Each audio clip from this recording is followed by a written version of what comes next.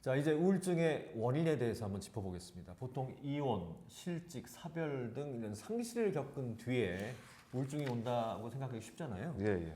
보통 이런 선행 사건이 있습니까, 보통? 선행 사건이 보통 있는 경우가 많죠. 보통은 스트레스 받은 다음에 많이 생기는 경우가 많지만, 그래서 스트레스와 우울증의 관계에 대한 연구들을 많이 해봤는데 스트레스가 있는 경우가 더 많았다고 이제 그럽니다.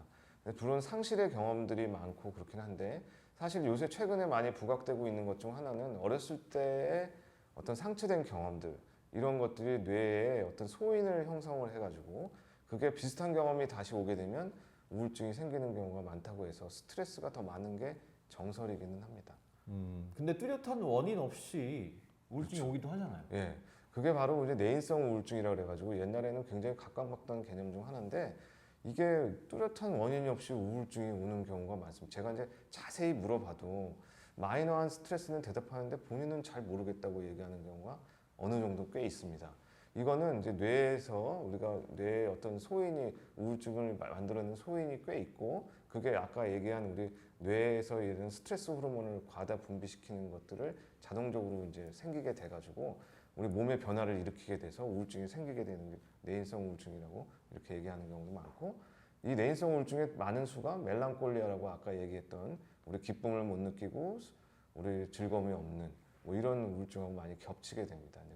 그런 특징이 있는 우울증이 오게 되면 우리가 그걸 우리 우울증 주요 우울장애 우리 멜랑콜릭한 우리 특징이 있다 뭐 이렇게 기술을 하긴 합니다. 그럼 스트레스가 우울증 발병에 얼마나 영향을 미치는 건가요? 그러니까 스트레스 없는 사람 없잖아요. 없죠. 근데 스트레스가 이제 사실 주된 이 그 메이저한 스트레스가 되느냐 안 되느냐의 문제 중 하나인데요.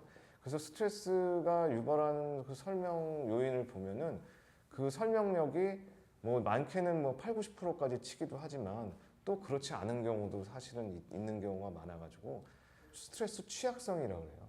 그래서 스트레스 취약성이 있는 부분이 왔을 때 충격이 될 수가 있는 겁니다. 어떤 사람은 예를 들어가지고 어렸을 때 어머니가 자기한테 학대 경험을 했다든지, 아버지가 술을 먹고 와가지고 맨날 이렇게 속된 말로 깽판을 치고 이런 경험이 있는 친구들은 아버지를 굉장히 두려워하고 그런 어머니를 두려워하거든요. 그래서 그런 사람의 배우자가 된 거예요. 나중에 보니까 배우자가 이렇게 치료를 하다 보니까 배우자가 계속 그런 아버지 같은 행동을 하게 됐을 때, 그러니까 취약성은 아버지의 술 먹고 나서 자기한테 그 했던 학대 행동, 그런 걸 비슷한 큐만 갖다 줘도 이 취약성이 자극이 돼가지고 그걸로 생기게 되는 거죠. 그래서 이런 스트레스 취약성이 자기 개개인마다 이게 다른데, 그 개개인마다 다른 스트레스 취약성에 대한 행동들을 했을 때 거기에 대해서 굉장히 반응이 우울증이 많이 생길 수가 있게 됩니다. 혹시 타고나길, 체질이라고 하잖아요. 예, 예. 타고나는 건 어쩔 수 없잖아요. 그렇죠. 뇌 자체가 타고나기를 좀 우울증에 취약하다. 어. 이런 분들도 계신가요? 아, 그럼요. 그런 분들 사실은 최근에는 이런 이론들이 많이 부각이 되고 있습니다. 옛날에는 우리가 우울증 그러면 아, 이건 스트레스 많이 받아가지고 힘들었구나. 사실은 문제가 그 안에 보면 체질에 문제가 있는 경우도 많은데, 그냥 그렇게 단순히 생각하기 쉽지만은 그렇지가 않은 경우도 많이 있습니다. 우리가 이제 우울증의 소인이 되는 체질들을 여러 가지로 연구를 해봤는데 가장 많이 부각되고 있는 건 우리가 신경증적인 체질이라고 해서 뉴로티시즘이라고 그럽니다. 그 뉴로티시즘은 그 우리가 조그만 자극을 받았을 때 위험을 빨리 감지하도록 발달되어 있는 그런 그 체질인데, 그 민감한 사람인가요? 그렇죠. 민감한 사람이죠. 성격상 민감한 분. 예, 예, 예. 단순히 이제 민감한 건 아니고 위험이라든지 아니면 그런 데 예민하도록 체질이 만들어져 있는 건데, 이건 인류에서 어떻게 보면은 빨리 위험을 인지하고 자정하도록 하는 어떤 그런 체질을 가진 사람들이라고 볼 수 있겠죠. 이게 우울증에는 이렇게 나쁜 소인이 되는 거죠. 개인적으로. 그렇죠.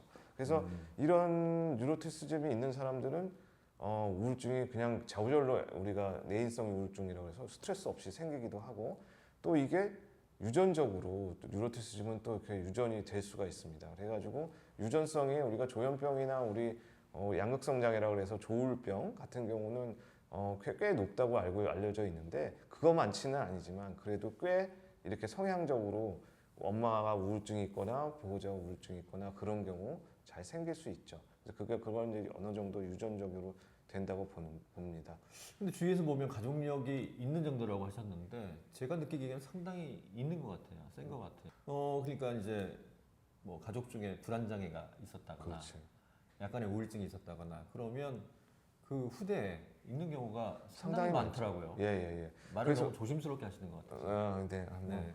근데 그거는 잘못 얘기하면 또 가족의 뭐 문제냐 이런 얘기를 할 아니, 수도 그런 있어서. 얘기는 아니잖아요. 예, 그래서 제가 이제 말을 조심스럽게 한 건데 사실은 그 유전성이라는 게 0.4 정도라고 보고 있습니다. 그리고 조현병은 0.8 정도로 보면 실제로 우리가 그래서 그 가족력을 상당히 이렇게 그 데이터를 모아놓은 걸 보고 가족력을 집중적으로 조사를 한 거 보면 많게는 뭐 한 40% 50%까지 있는 경우가 많고요. 그 신경증적 체질이 같이 내려와 있는 걸 보고 이런 경우는 우리가 우울 장애를 생물학적인 걸로 보고 치료를 합니다. 그래서 그 스트레스 요인도 굉장히 중요하지만 그 체질적인 걸로 봐서 생물학적인 치료가 굉장히 중요하다고 봐서 생물학적으로 치료를 많이 집중적으로 하게 되죠. 약도 우리가 딴 거보다 좀 공격적으로 쓰게 되는 경우 많고 약만 그러고 잘 유지를 해도 나중에 좋아진 다음에는 오히려 약을 잘 끊지 않고 생물학적인 부분을 잘 조절을 하게 되니까 재발도 적게 되는 경우도 많아서 이게 좋은 점이 있고 또 나쁜 점이 또 있을 수가 있습니다. 그래서 우울증이 이제 마음의 병이라기보다는 일종의 뇌질환이다 이렇게 얘기하는 분들도 계세요, 전문가분들은. 그럼요. 사실은 요새는 뭐 우울증은 다 뇌질환이라고 보는 경우가 많고요. 그 우울증은 옛날에는 이제 그냥 심리적인 병으로만 치부해 버렸었잖아요. 근데 그런 신경증적인 체질이 같이 동반되는 유전적인 부분도 많이 있고 또 어떤 거면 스트레스가 너무 과도해서 뇌에 약한 염증이 전반적으로 퍼져가지고 생긴다고 하는 염증 이론도 상당히 많이 각광을 받고 있어요. 우울증이 생기면 그러면 뇌는 어떻게 바뀌는 건가요? 전반적으로 바뀌긴 하는데 네. 뭐 뇌 호르몬으로 설명하기도 하잖아요. 네네. 근데 뭐 세로토닌이 떨어지고 노에프네프린이 떨어지고 그런 건 이제 우리 신경화학적으로 설명하는 거고 뇌 부위적으로 얘기하면 우리 변형계라고 하는 감정이 기본적으로 나타나는 그런 변형계에 그 편도라는 어떤 감정을 가장 이렇게 잘 제너레이션하는 발생시키는 그런 부위가 있어요. 거기가 이렇게 과활성화가 많이 돼 있는 거죠. 원인은 잘 알 수는 없지만 아까 생물학적인 부분도 있을 수도 있고 어렸을 때 학대 경험이나 뭐 이런 것들하고도 연관이 있을 수가 있습니다. 근데 그게 과활성화돼 있고 변형계는 그와 반대로 전전두엽은 그걸 조절하는 기능을 잃어버린 상태로 보고 거기에 전반적인 뇌를 자라나게 하거나 이런 좋은 물질들은 없고 염증을 유발하는 물질들이 도미넌트하게 돼가지고 뇌의 기능이 떨어져서 생기는 것으로 주되게 생각을 하고 있습니다. 그래서 그런 부분이 생기게 되면 아무래도 감정 인지도 안 되고 조절도 안 되니까 이 약으로 근본적으로 잘 치료를 해줘야 나중에 롱텀하게 효과가 좋은 거라고 생각할 수 있죠.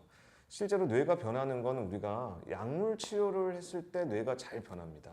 두 번째는 인지 치료 이런 것도 변하고 운동도 변하게 되는데 이 뇌를 변하게 하는 그런 물질에서 약물 치료의 효과는 다른 치료의 효과보다 상당히 높습니다. 뇌의 병으로 생각하고 적극적으로 치료를 해볼 필요가 있습니다.